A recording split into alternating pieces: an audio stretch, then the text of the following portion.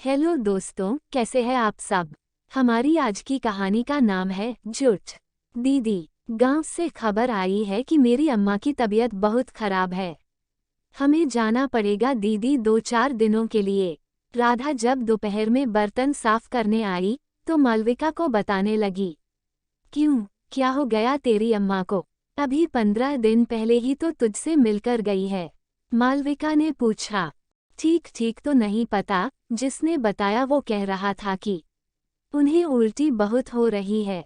अब आप तो जानती ही हो दीदी, बुजुर्ग हैं, देही में इतना दम कहाँ होगा उनके कि अपने आप अपनी देखभाल कर सके। इसलिए हम जा रहे हैं, 2-3 दिन रहकर आ जाएंगे। राधा मायूस होते हुए बोली तो मालविका से कुछ कहते नहीं बना। अच्छा ठीक है, चली जा, लेकिन जल्दी आ जाना और अपनी नंद से यहाँ का काम करने को बोलती जाना, मालविका बोली। राधा जब भी छुट्टी लेती है तो उसकी नंद मालविका का काम कर जाती है। इसी तरह जब उसकी नंद कहीं जाती है तो राधा उसके काम पर चली जाती है। राधा का पिता और भाई 2 साल पहले एक एक्सीडेंट में मारे गए थे। तब से वही अपनी अम्मा की देखभाल करती है। अक्सर तो वो अम्मा को अपने साथ शहर ही ले आती है।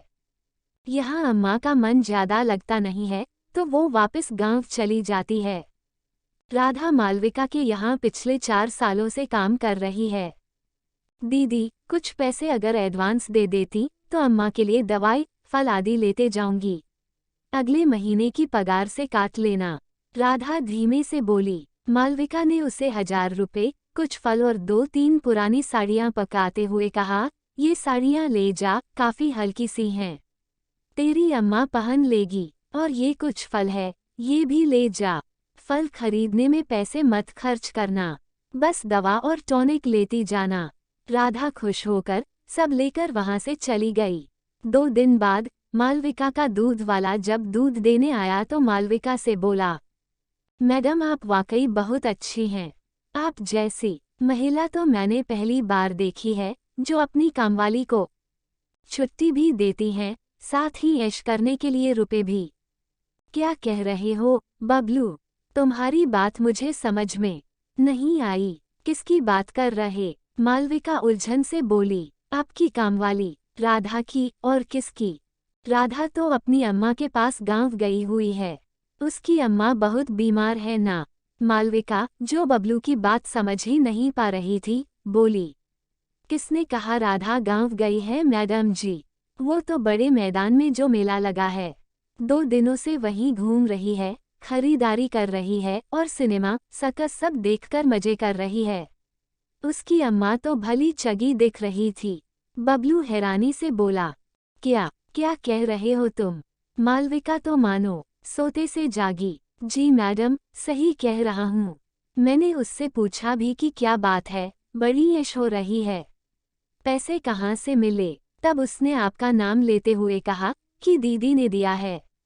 क्या सच में आपने उसे पैसे दिए थे? बबलू ने कहा तो मालविका कुछ न बोली।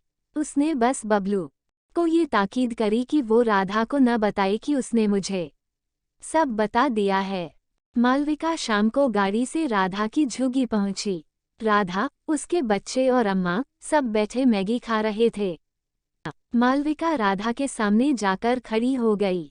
उसे आया देख राधा की तो सिट्टी पिट्टी गुम हो गई। इसके मुंह से कोई आवाज ही ना निकली। अरे दीदी आप यहाँ, वो क्या वो राधा, तुम्हें क्या लगा कि मजकच पता ही नहीं चल पाएगा? तुम्हें मेला घूमने का मन था तो सही बात बताकर छुट्टी लेती। मुझे इस तरह झूठ बोलने की क्या जरूरत थी? तुमने झूठ बोलकर अच्छा नहीं किया। मुझे झूठे लोग बिल्कुल पसंद नहीं है। मालविका कड़क होकर बोली। मुझे माफ कर दो दीदी, बच्चे बहुत दिन से हल्ला मचाए थे कि मेला ले चलो, वहाँ झूले भी झूलने हैं और सर्कस जादू भी देखना है, तो मैंने छुट्टी ले ली। राधा मिमियाते हुए बोली। माँ को बीमार बताकर तुमने ये भी ना सोच कि बनाए हुए बहाने सच हो जाते हैं। तुमने माँ को बीमार बताया था, अब अगर कहीं वाकई बीमार हो गई तो क्या करोगी, कहाँ जाओगी? क्योंकि अब तो मैं तुम्हारी कोई भी हेल्प करने से रही। तुमने मेरे विश्वास और भरोसे का मजाक उड़ाया है ये सब करके। मेरी एक बात याद रखना राधा, कि झूठ बोलना बहुत आसान होता है, लेकिन किसी के दिल में विश्वास जमाना उतना ही कठिन। और अब मैं तुम्हारे ऊपर विश्वास नहीं कर पाऊंगी। कल घर आना, अपना हिसाब साफ कर देना। अब मुझे तुम्हारी कोई जरूरत नहीं है। तुम्हारी नंद सीमा ही मेरा काम करेगी अब, मालविका ने कहा और वहां से चली आई। राधा पीछे से सॉरी दीदी ही कहती रह गई। अपने झूठ एवं धोखे की वजह से बहुत अच्छा काम इसके हाथ से छूट गया था। अब सिर धुनने के सिवा वो कर भी क्या सकती थी। दोस्तों, झूठ बोलने से हमें हमेशा नुकसान ही होता ही है। सच कड़वा जरूर होता है, पर हमें सच से हमेशा फायदा ही होता है। धन्यवाद।